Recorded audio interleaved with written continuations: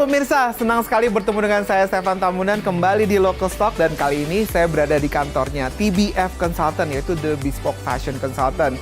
Dan sekarang kita akan bincang-bincang dengan foundernya yang sudah mempunyai pengalaman lebih dari 17 tahun di dunia fashion. Siapa dia? Penasaran? Ayo kita masuk yuk, ikutin saya ya.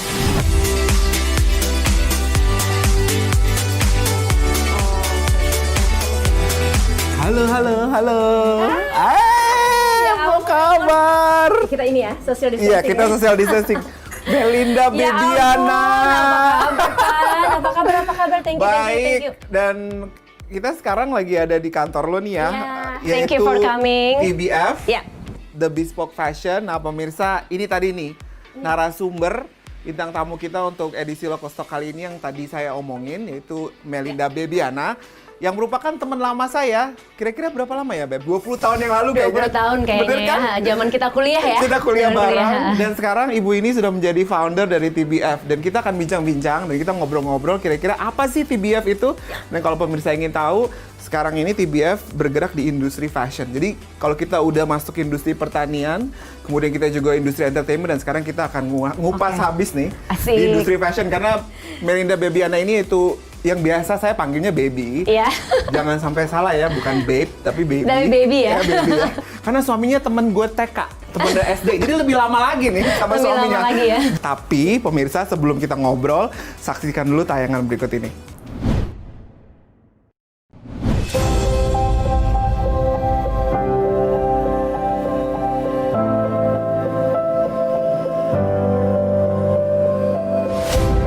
Perkembangan dunia fashion tentunya selalu mengalami perubahan dari waktu ke waktu. Perkembangan dunia fashion tentunya sangat berpengaruh terhadap banyak hal, mulai dari terjadinya peperangan, perkembangan politik, budaya, pergerakan ekonomi, sosial, dan banyak lagi pendukung lainnya yang ikut andil dalam setiap perkembangan fashion yang ada.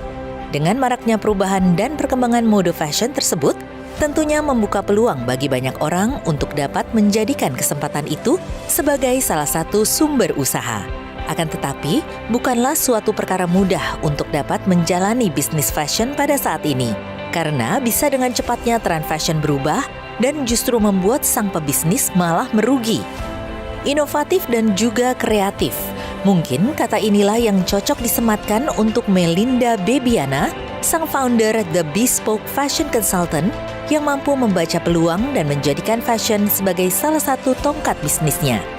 Di mana Baby dan tim menjadikan TBF sebagai inkubator bisnis dan konsultan yang berbasis di Indonesia yang berfokus pada industri fashion. Namun, seperti apa kira-kira perkembangan industri fashion saat ini? Dan bagaimanakah fashion consultant membaca perkembangan bisnis industri fashion saat ini?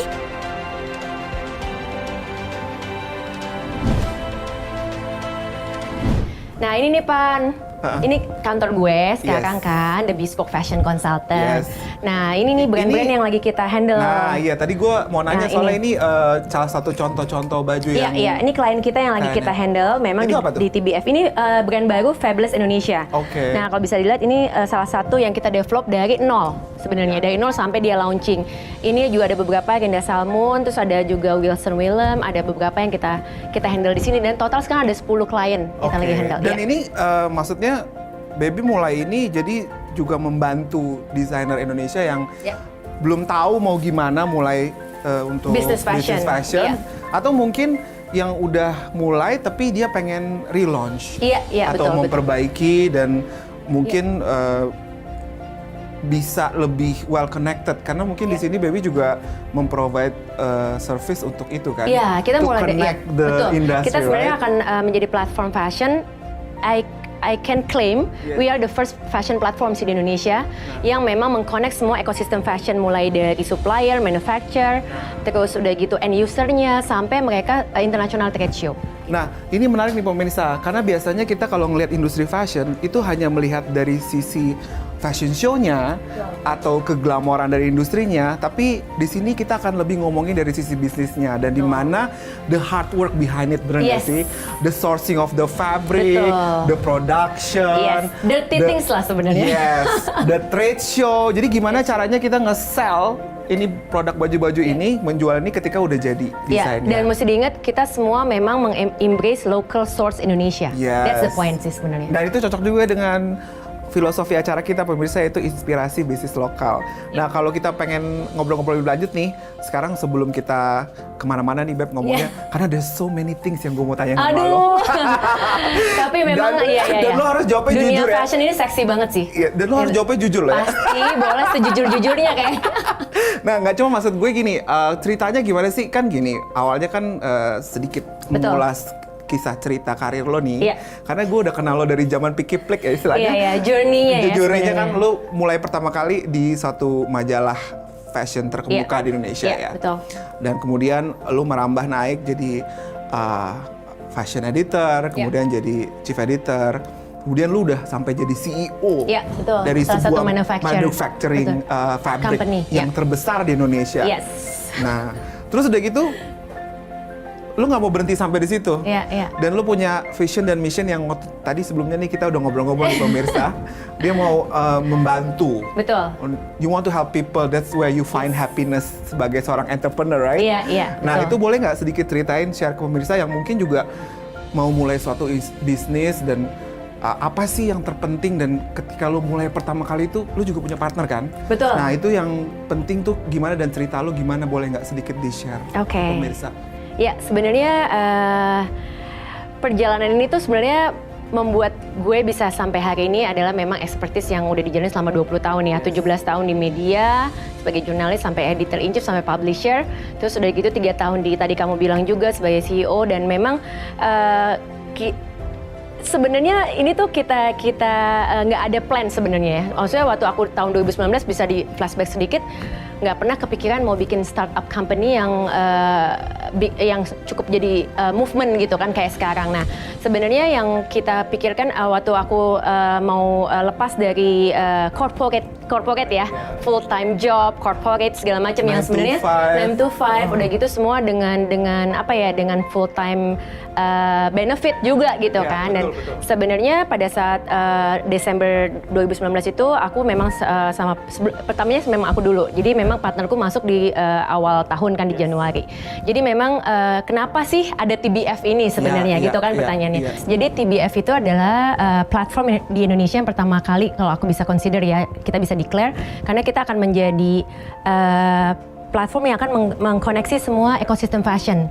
Mulai dari sourcing, jadi ibaratnya jadi kayak hulu ke hilir. Yes. Dan di TBF karena kita netral, kita bisa mengkonek semuanya tanpa ada unsur politik sama sekali. Betul, gitu. betul. Jadi netral ya, karena memang sih kalau kita lihat pemain-pemain di luar sana banyak kan udah belong to Yes. a big organization Betul. yang mungkin kurang netral gitu Iya, ya. ya. Jadi kita memang yang datang ke kita memang kebanyakan business owner. Yes. Dan mereka banyak juga yang membutuhkan service itu adalah ya tadi menjawab kalau mau bikin fashion brand tuh kemana sih? Karena kita akan memberikan semua pendampingan mulai dari brand DNA, brand profile, business plan. Nah, business plan itu kadang-kadang dilupain sama teman-teman business owner. Mereka cuma bikin aja launching segala macam, habis itu kok gue duitnya nggak balik ya gitu kan. Nggak ada yang beli ya. Nggak ada yang beli, misalnya tuh stoknya kok tinggi banget, maksudnya masih banyak banget gitu, manajemen stok segala macam lah. Ya, salah satu musuh terbesar retail fashion tuh kan stok ya. Kalau Iya, stoknya nggak betul. jalan, dan Apalagi masa pandemik ini ya. Betul, Karena betul. 3 bulan hampir nggak terjadi perputaran uang gitu kan. Oke. Dan pada waktu mulanya itu ada hambatan-hambatan tertentu nggak Iya. yang Baby temuin dari sisi modal atau partnership? Gitu ya. Kalau hambatan, alhamdulillah ya.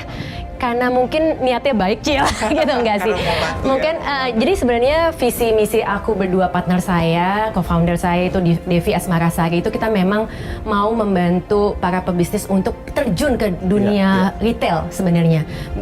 Beda sama kalau misalnya kita ngomongin custom ya. Iya, iya. Misalnya mau jadi tukang jahit, tapi maunya terima jahitan satu-satu itu beda. Iya. Tapi what we do kita mau mendevelop ini menjadi sebenarnya menggerakkan ekonomi Indonesia Iya, ya. Karena betul. semakin banyak business owner, entrepreneurship itu kan menggerakkan ekonomi Iya, iya, kan iya. gitu. Dan pemirsa, nanti kita akan gali lagi lebih lanjut dengan Baby nih ya. Gimana sih pertama kali setting up this office ini? Iya, Jadi dengar-dengar ini karena networknya dia yang udah luas, jadi dia dapat kemudahan di sana sini. Dan pemirsa dalam bisnis itu satu hal yang amat penting. Dan kalau ingin tahu gimana cara Baby melakukannya, jangan kemana-mana ya. Tetap di sini di Local Stock dan simak dulu yang satu ini. Membangun sebuah bisnis tentunya tidak semudah membalikkan telapak tangan. Berbagai halang rintang dalam membangun sebuah perusahaan tentunya menjadi halangan yang bisa saja menjatuhkan atau justru menjadi tantangan dan penyemangat dalam menjalankan bisnis tersebut. Lantas, bagaimana suka duka dalam mempertahankan bisnis ini? Kita akan mengupasnya lebih dalam lagi usai jeda berikut ini.